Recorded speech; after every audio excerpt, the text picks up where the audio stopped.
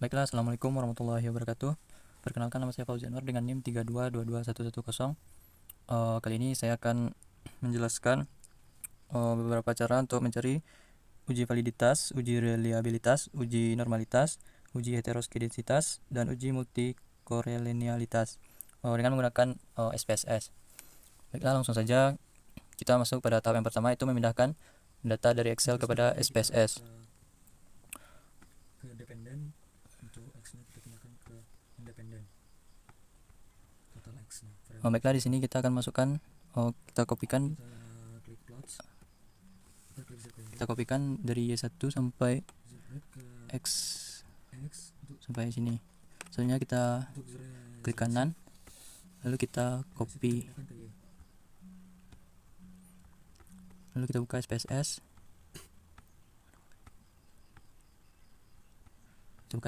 dan kita pindahkan di bagian variable view. Selanjutnya kita klik di sini, kita klik kanan, pastikan. Baiklah, di sini sudah masuk datanya.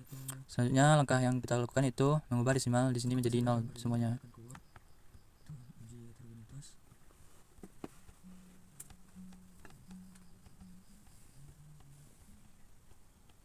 Baru kita masuk kepada uji multikolonialitas. Menurut Ghazali, uji multikolonialitas bertujuan untuk menguji apakah modul regresi menemukan adanya korelasi antar variabel bebas. Langkah-langkah yang bisa kita lakukan yaitu kita masuk lagi kepada aplikasi SPSS. Kita klik analyze. Kita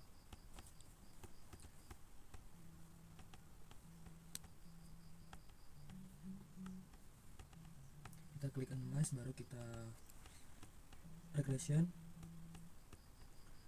baru kita buka ke linear. Kita klik statistik, kita centang collinearity diagnose. Kita klik continue, kita klik OK. Setelah selesai menolkan desimal, kita langsung mengkopikan data dari Y1 sampai X2, jumlah X2. Di sini total datanya terdapat 50 data.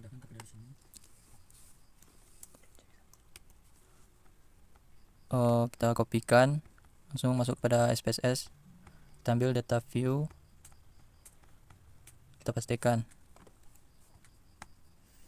Di sini sudah keluar hasilnya. Selanjutnya kita akan melakukan uji validitas. Langkah-langkah yang perlu kita lakukan. Sebelum menjelaskan langkah-langkah uji validitas, saya akan mencoba menjelaskan sedikit mengenai uji validitas. Menurut Ghazali, uji validitas dipergunakan untuk mengukur kevaliditasan kuesioner. Kuesioner dikatakan valid jika pertanyaan-pertanyaan di dalamnya terdapat mendefinisikan apa yang diukur dalam kuesioner tersebut. Apabila R hitung lebih besar daripada R tabel, maka pertanyaan tersebut dikatakan valid. Apabila R hitung lebih kecil dari R tabel, maka pertanyaan tersebut dikatakan tidak valid. Langkah-langkahnya itu, yang pertama, kita dapat mengklik analyze. Selanjutnya kita masuk pada correlate dan bivariate. Selanjutnya kita pindahkan datanya satu persatu. Kita mulai dari yang Y. Untuk X2 nya itu toleransinya sama juga 0,272. Berarti lebih dari Selanjutnya 0,100. kita klik OK. Sedangkan di sini sudah keluar uji validitasnya. X1 pada Y1 uji validitasnya terdapat di sini sebesar 0,672. Selanjutnya kita pindahkan kepada SPSS, kepada Word. 3,681. Jadi di sini dia kurang dari 10,00. Tadi Maka di SPSS R hitungnya terdapat sebesar 0,672. Maka di R hitung kita buat 0,672. Sekian penjelasan dari saya. Selanjutnya untuk mencari R tabel, kita akan membuka R tabel di sini. Jumlah data kita tadi terdapat 50 data, dikurangi dengan 2 jadinya 48. Kita menggunakan tingkat signifikasi untuk uji dua arah, yaitu 0,05. kita cari di sini 48 terdapat pada 0,25 itu 0,05 itu 0,2787.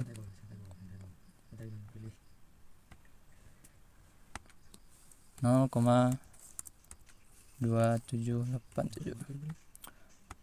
Di sini jelaskan bahwa jika R hitung lebih besar daripada R tabel, maka pertanyaan tersebut dikatakan valid. Pada pertanyaan pertama itu R hitungnya lebih besar daripada R tabel, maka di sini pertanyaan tersebut valid. Untuk selanjutnya caranya sama, bisa diikuti. Selanjutnya kita lanjut pada uji reliabilitas.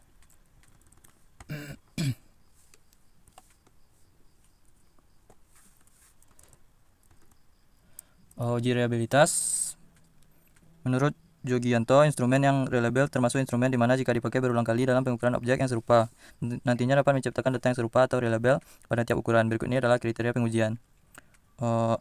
Bila Kreuzberg alfanya lebih besar dari 0,60, maka instrumen dikatakan reliable. Bila nilai Kreuzberg alfanya kecil dari 0,60, maka instrumen dikatakan invariable. Langkah-langkahnya itu pertama kita buka SPSS, analyze, scale, reliabilitas.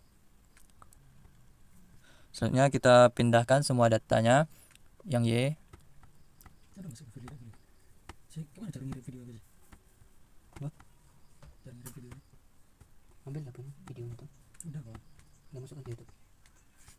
Tutor, ini kayak tutor. Ngirim video Jumlahnya dari ya, HP dari laptop kok. Kadang-kadang bos. Selanjutnya setelah dipindahkan semua datanya, kita klik statistik, Ngirim cek file. centang scale if the item delete.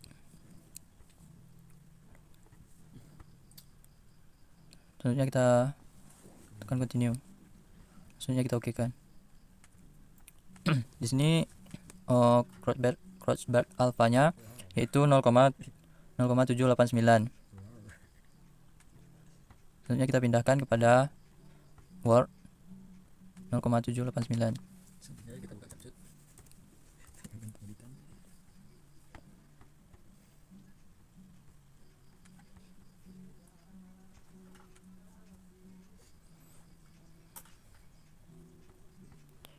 Untuk tabelnya itu 0,6. Maka di sini keterangannya karena Kreuzberg alfanya lebih besar daripada R tabel, maka hasil yang didapatkan itu pertanyaan tersebut reliable.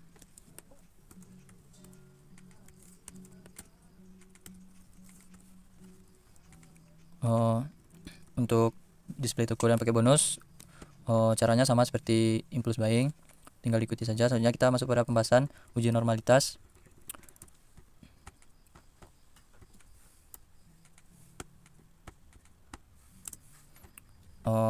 Uji normalitas menurut Ghazali, uji normalitas dilakukan guna menguji apakah data penelitian dari masing-masing variabel terdistribusi normal ataupun tidak. Langkah-langkahnya itu pertama kita buka SPSS, analyze, descriptive statistic, explore,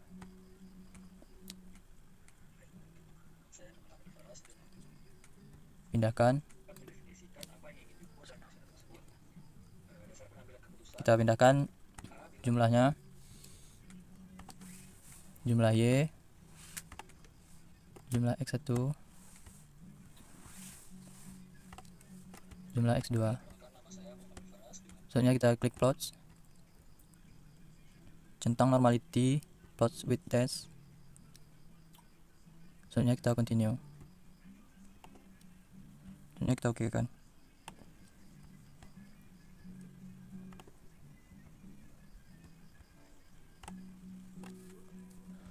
Di sini kita kopikan saja ke Word-nya.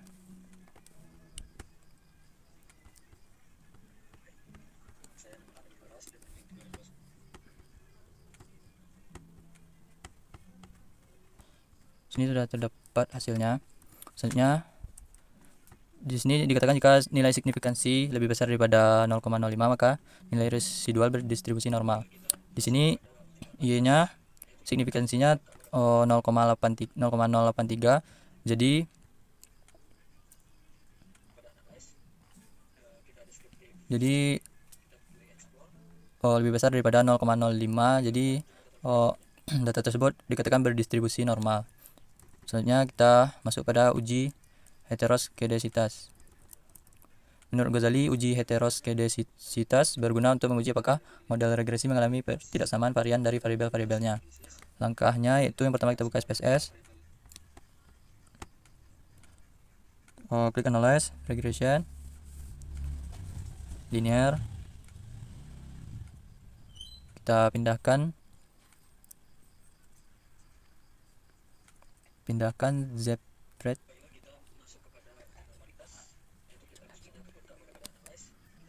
selanjutnya kita pindahkan jumlah y kepada dependen, jumlah x1 ke independen, dan x2 jumlah x2 independen. Selanjutnya kita klik plots. Di sini kita pindahkan spread kepada kolom x dan sheet kita pindahkan kepada kolom y. Selanjutnya kita klik continue. Oke kan. Di sini sudah terdapat hasilnya. Selanjutnya kita kopikan kepada Word. Klik copy, pindahkan ke Word.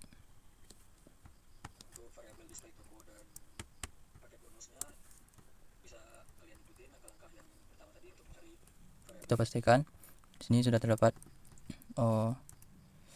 datanya. Di sini dikatakan apabila grafik plot menunjukkan titik-titik yang membentuk suatu pola tertentu, maka diindikasikan terjadi heteroskedasitas. Apabila grafik plot tidak menunjukkan pola yang jelas seperti titik-titik menyebar di atas dan di bawah kanal pada sumbu Y, maka tidak terjadi heteroskedasitas. Regresi yang baik tidak akan terjadi heteroskedasitas. Di sini dapat dilihat bahwa titik-titiknya menyebar di atas 0 dan Y. Maka kesimpulan yang dapat diambil itu data ini tidak terjadi heteroskedasitas. Selanjutnya kita masuk pada pembahasan multikolinearitas.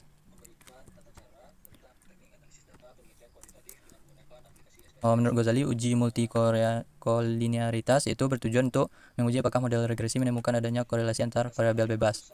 Langkah-langkahnya itu kita buka SPSS, klik analyze, selanjutnya kita klik regression, selanjutnya kita klik linear, selanjutnya kita klik statistik dan centang collinearity diagnostic. Selanjutnya kita klik continue, lalu kita oke kan.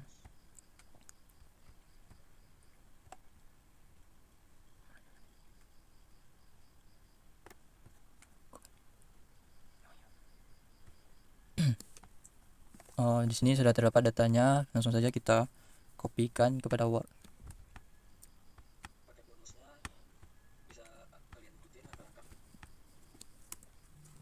Langsung kita pastikan.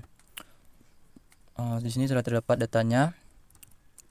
Menurut Ghazali, tidak terjadi gejala multikolinearitas jika nilai tolerance lebih besar dari 0,1 dan nilai FIV kecil dari 10. Di sini dapat dilihat bahwa nilai toleransinya yaitu 0,272.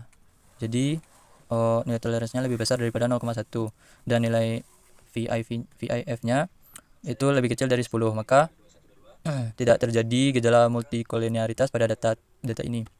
Mungkin itu penjelasan dari saya. Apabila ada salah kata atau tindakan, saya mohon maaf. Saya sudahi dengan wabillahi taufik wal hidayah. Wassalamualaikum warahmatullahi wabarakatuh.